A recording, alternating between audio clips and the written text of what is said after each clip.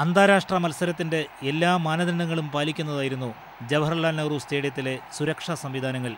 Gallery മുഴുവൻ നെറ്റുകൊണ്ട് ബന്ധിച്ചിരുന്നു. കവാടങ്ങൾ തോറും ജാഗരൂകരായ പോലീസുകാർ, കയ്യിൽ തോക്കും അതിനുവേണ്ട കിടിപിടികളും. ഒറ്റ നോട്ടത്തിൽ 100-ൽ 200 മാർക്ക് കൊടുക്കാൻ തോന്നിപ്പോകും.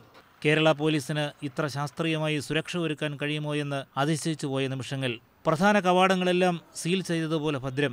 ഈച്ചയ്ക്ക് പോലും അനുവാദമില്ലാതെ അകത്ത് കിടക്കാനാവില്ല. അപ്പോഴാണ് ക്ലിഫോർഡ് മിരാൻഡ പലസ്തീൻ വലയിൽ പന്തെത്തിച്ചത്. പിന്നെ ഒരു സ്ഫോടനമായിരുന്നു ഗ്യാലറികളിൽ. ഗോളടിച്ചതാരെന്ന് കളിയെഴുതാൻ വന്ന മാധ്യമപ്രവർത്തകർ പരസ്പരം സംശയം ചോദിക്കുമ്പോഴായിരുന്നു സുരക്ഷയുടെ കരുത്ത് വ്യക്തമാക്കിക്കൊണ്ട് ഒരാരാധകൻ മൈതാന മധ്യത്തിലെത്തിയത്. ഗോളടിച്ചയാളെ കൃത്യമായി കണ്ടെത്തിയ ആരാധകൻ അയാളെ ആലിംഗനം ചെയ്തിട്ടേ മടങ്ങിയുള്ളൂ.